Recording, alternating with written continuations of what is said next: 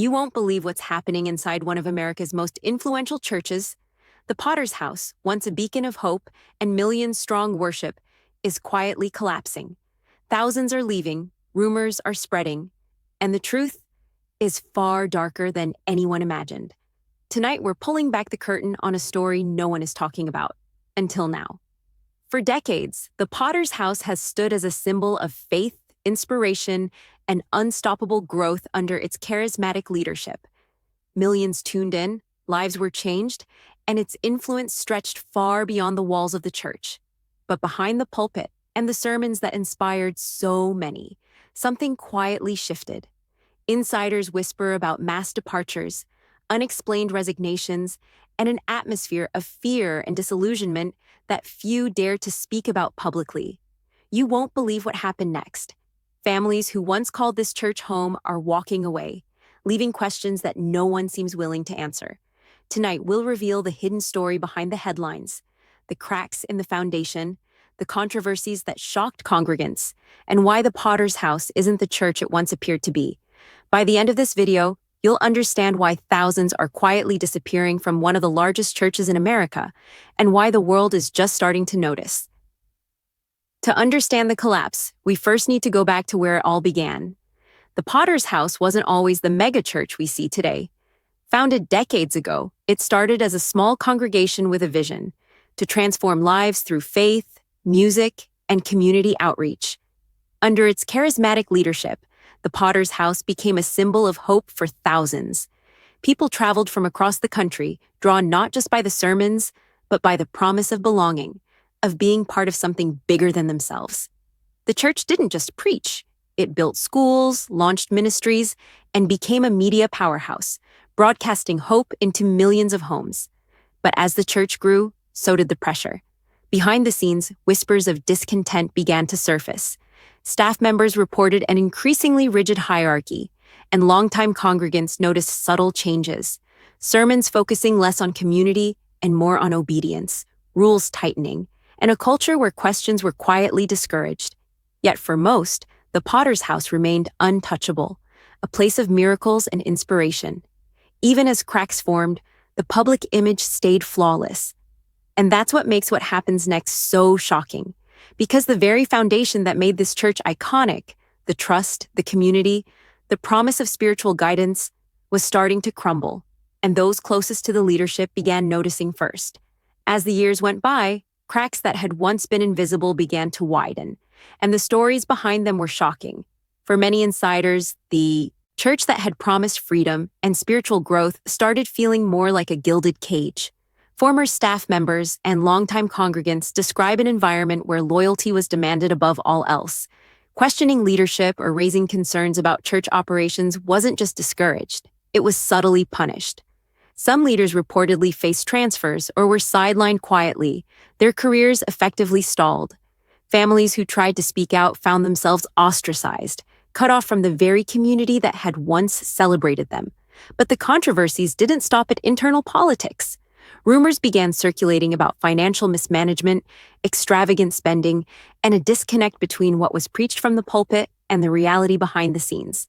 Sources inside the church revealed stories of lavish trips, luxury accommodations, and fundraising campaigns that left congregants questioning how donations were truly being used. Even more unsettling were the accounts from congregants who claimed the atmosphere shifted dramatically under intense pressure. Several people described services where fear was subtly introduced into sermons, a warning that stepping out of line could jeopardize one's spiritual favor. Others shared that those struggling financially or personally were shamed publicly, turning what should have been a supportive community into a source of anxiety and isolation. And while some leaders tried to address these whispers privately, the broader public saw only the image of a thriving, unstoppable ministry. This dual reality created an invisible tension, one that many insiders feared to expose. But here's where it gets even more unbelievable. The controversies weren't just limited to staff and leadership. They began to touch the congregation in ways that few could ignore. Families who had invested decades in the church suddenly found themselves questioning everything they had believed. And what happened next would shock even the most devoted members. By the late 2010s, the first signs of a mass exodus began to surface. What started as a trickle one or two families quietly leaving, soon became a flood. Thousands of congregants, some who had been attending for decades, were walking away, and no one seemed to know exactly why. Or at least no one was willing to say it out loud. Those who left described a church that had transformed from a place of inspiration into a source of pressure and disappointment. Longtime members felt unheard, marginalized, and even punished for asking difficult questions. Parents watched their children struggle under rigid expectations, while volunteers saw their time and energy exploited rather than appreciated. The joyful community that had once defined the Potter's House was eroding rapidly, replaced by fear, tension, and uncertainty. Social media became a quiet but powerful outlet for ex-members. Heartfelt posts, private videos, and anonymous confessions painted a picture that was impossible to ignore. A beloved institution was crumbling, and the leadership seemed increasingly insulated from the pain of its own people. But the departures weren't just about leadership or internal culture. They were about trust, faith that had been shaken to its core. People began questioning the very essence of the church. Was it still a spiritual haven, or had it become an empire focused on influence, image, and control? And as more congregants left, the ripple effect grew. Friends and family members followed suit, leaving entire communities fragmented and confused. Some insiders claim that the leadership tried to respond, but the attempts often backfired. Public statements praised growth and commitment, yet the reality on the ground told a completely different story. Congregants who remained were caught between loyalty to a church they had loved and the growing awareness that something fundamental had shifted. And here's the part that left everyone stunned. While thousands were leaving quietly, the church's public image remained pristine. The media, church announcements, and social platforms continued to showcase growth, outreach programs, and inspirational events. To the outside world, the Potter's House was thriving. But behind closed doors, the collapse was undeniable, and the tension, heartbreak, and whispers of betrayal were multiplying every day. What drove this massive departure? And why did so many stay silent for so long? The answer lies in the deeply personal stories of those who left, and the hidden pressures that forced them to make an impossible choice. A choice that would change the landscape of one of America's most iconic churches forever. To truly understand the collapse of the Potter's House, we have to hear from the people who lived it. Behind every statistic and rumor is a human story. Pain, disappointment, and sometimes heartbreak that paints a vivid picture of what's really happening inside. One former staff member, who requested anonymity, described the church as a place where loyalty was a currency more valuable than truth. You couldn't speak up without feeling the weight of judgment, they said. There was a constant pressure to appear grateful, obedient, and devoted, even if your personal life was falling apart. They recalled witnessing talented ministers being sidelined for asking questions, and volunteers being quietly removed when they refused to comply with unspoken rules. Congregants told similar stories. One family, who had been part of the church for over 20 years, described the slow erosion of trust. "We used to come every Sunday feeling uplifted," they said. But over time, it became tense, almost like walking on eggshells. Every decision, every comment was monitored. We felt trapped. They eventually left quietly, not wanting drama, but their departure was part of a larger wave that insiders describe as unprecedented in the church's modern history. Then there were the financial concerns. Multiple sources spoke of lavish spending on leadership travel, luxury accommodations, and high-profile events, while some programs meant for community support reportedly went underfunded. One ex-staff member revealed, "People donated believing they were helping the community, but the priorities weren't always aligned with the mission we were preaching." The emotional toll was equally profound. Stories emerged of members struggling with shame, guilt, and isolation, especially those who had been vocal or critical. One young congregant shared, "I felt like my voice didn't matter anymore. When I asked questions, I was told I wasn't faithful enough. Eventually, I had to leave to protect my own mental and spiritual well-being."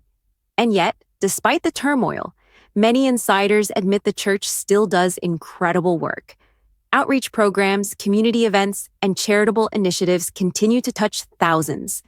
But the dichotomy, the public image of a thriving, inspirational church versus the hidden reality of fear, disillusionment, and internal strife, is stark and undeniable. The most astonishing revelations, however, came from those closest to the leadership. Some former advisors and pastors revealed a pattern of decisions made in secrecy, with little transparency and even less accountability. They spoke of strategies designed to maintain influence, even as congregants quietly departed, and the emotional and spiritual cost was rarely acknowledged. This is where the story gets even more intense. As these insider accounts spread, a pattern emerged, one that suggested the challenges weren't isolated incidents, but symptoms of a deeper systemic issue within the Potter's house. And what happened next would shock the church, its followers, and the wider community alike. As news of departures and controversies spread quietly among congregants, the ripple effects began to extend beyond the church walls. Families who had invested decades in the Potter's house suddenly found themselves questioning not just the leadership, but their own faith. Friends who had once worshipped side by side now felt a mix of confusion, anger, and betrayal. Social circles that revolved around the church fractured, and communities that had once felt united were left navigating an invisible tension that no one wanted to name publicly. Media outlets and online forums began picking up whispers of internal strife, though mainstream coverage remained limited. The public image of the Potter's house as a thriving spiritual powerhouse continued to dominate headlines and social media posts. Sermons, events, and charitable initiatives were still celebrated, masking the exodus of thousands behind a veil of positivity. This dual reality, the outward perfection versus the internal chaos, created a sense of cognitive dissonance for anyone observing from the outside. Financially and operationally, the church faced subtle but undeniable challenges.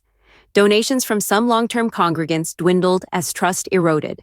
Staff morale suffered, making recruitment and retention increasingly difficult. Programs that had once been central to the church's mission faced restructuring or downsizing.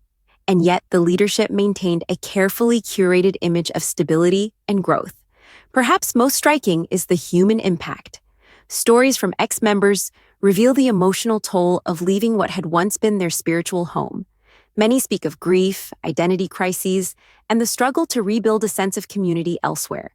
Others wrestle with conflicting feelings, love for the church's mission and admiration for its founder, tempered by disappointment, betrayal, and the realization that their faith had been tested in ways they never expected. Experts in church leadership and organizational psychology note that the Potter's house is not alone in facing such challenges. Megachurches often struggle with maintaining transparency, balancing rapid growth, and navigating internal power dynamics. But what sets this situation apart is the scale and secrecy of the departures, combined with the emotional intensity reported by insiders. So what does the future hold? For the leadership, it's a moment to reflect on accountability, transparency, and rebuilding trust. For the congregation, it's a period of reckoning, asking difficult questions about loyalty, faith, and community. And for the wider public, it's a reminder that even institutions that appear untouchable can face profound challenges when human dynamics, secrecy, and unchecked power collide.